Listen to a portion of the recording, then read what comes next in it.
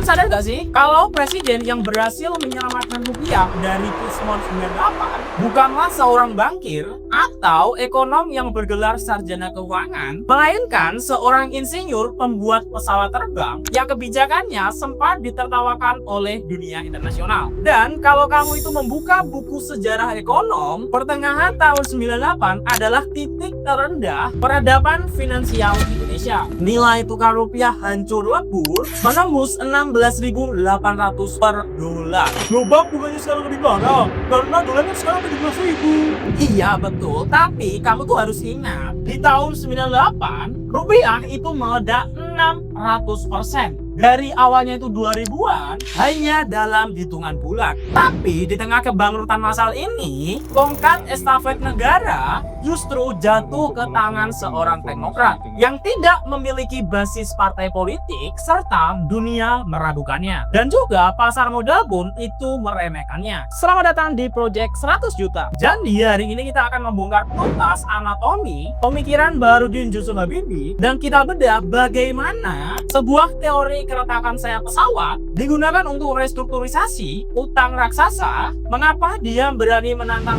IMF dan membongkar miskonsepsi bahwa ekonomi bisa diselamatkan hanya oleh seorang ahli ekonomi.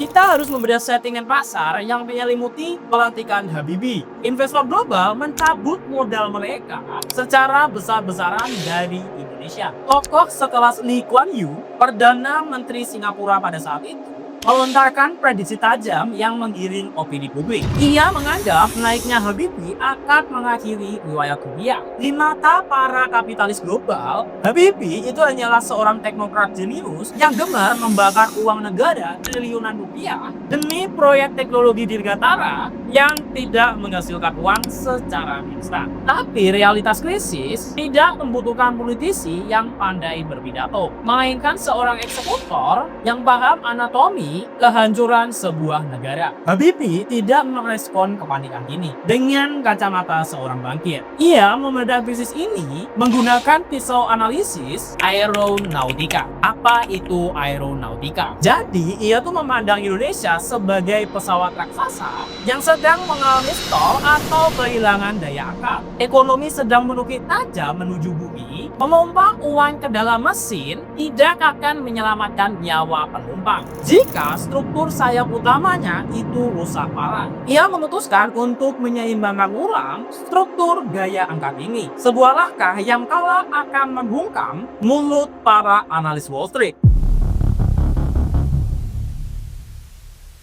Fondasi pemikiran Habibie ini berakar kuat dari rekam jejaknya di Jerman. Habibie adalah sosok yang memecahkan masalah aviasi global lewat Great Probation Theory. Teori ini adalah model matematika presisi tinggi yang mampu menghitung dan memprediksi titik rambat retakan pada struktur sayap hingga level atom. Karyanya itu menyelamatkan desain raksasa seperti Airbus A300, Boeing 747 dari kegagalan struktural yang mematikan di udara. Tapi ia itu menyadari bahwa struktur utang negara dan juga keruntuhan perbankan bekerja dengan prinsip yang sama persis dengan perambatan retakan sayap. Retakan kecil berupa gagal bayar utang dolar dari satu perusahaan merambat ke kepanikan massal dan akhirnya mematahkan tulang punggung ekonomi nasional. Jadi strategi pertamanya bukan menambal retakan itu dengan plester, melainkan membedah sumber tekanannya. Alih-alih panik mencetak uang baru untuk memulihkan pasar, Habibie mengarahkan pisau bedahnya ke sektor paling membusuk, yaitu perbankan. Kita masuk ke ruang pemikiran Habibie saat itu. Di tahun 98, sistem kepercayaan masyarakat terhadap institusi keuangan itu sedang menguap tak bersisa. Terjadi bengah secara nasional, jutaan nasabah panik menyerbu jalan bank, menarik paksa uang tunai mereka secara bersamaan, darah likuiditas perbankan nasional kering ke otak. Tapi Habibie itu menolak bersikap lembek. Ia membentuk Badan Penyihatan Perbankan Nasional atau BPPN untuk mengeksekusi bank yang tidak bisa diselamatkan. Bank-bank komersial yang urat nadinya sudah terputus dan juga menjadi beban negara ditutup paksa dan dilikuidasi tanpa ampun. Jadi, institusi plat merah yang sedang koma seperti Bank Budidaya, Bank Dagang Negara, Bank Eksim, dan Bapindo diseret ke meja operasi. Keempat bank yang berdarah-darah ini dilebur, direstrukturisasi, dan dijahit menjadi satu kekuatan raksasa bertenaga baru bernama Bank Mandiri. Di sektor swasta, bank gede seperti BCA itu nyaris ditarik dari pemilik lamanya, disuntik modal oleh negara, disehatkan, lalu dijual kembali. Struktur finansial Indonesia dibongkar total dan dibangun ulang dari puing-puing kehancuran kala itu. Mari kita bongkar rahasia tergelap dari dapur moneter era sebelumnya. Selama 3 dekade, Bank Indonesia dirantai tepat di bawah telunjuk kekuasaan presiden. Rezim bisa saat muda memerintahkan mesin cetak uang bekerja gila-gilaan demi mendanai proyek politik mercusuar atau menutupi lubang korupsi. Tapi hukum ekonomi itu tidak bisa dibohongi. Dan juga investor asing itu sangat membenci ketidakpastian. Modal triliunan dolar tidak akan pernah sudi mendarat di negara yang kebijakan bank sentralnya bisa disetir seenaknya oleh kepentingan elit penguasa. Kepercayaan internasional berada pada titik nol absolut, yang intinya investor global itu enggan menyuntik dana di negara yang otoriter.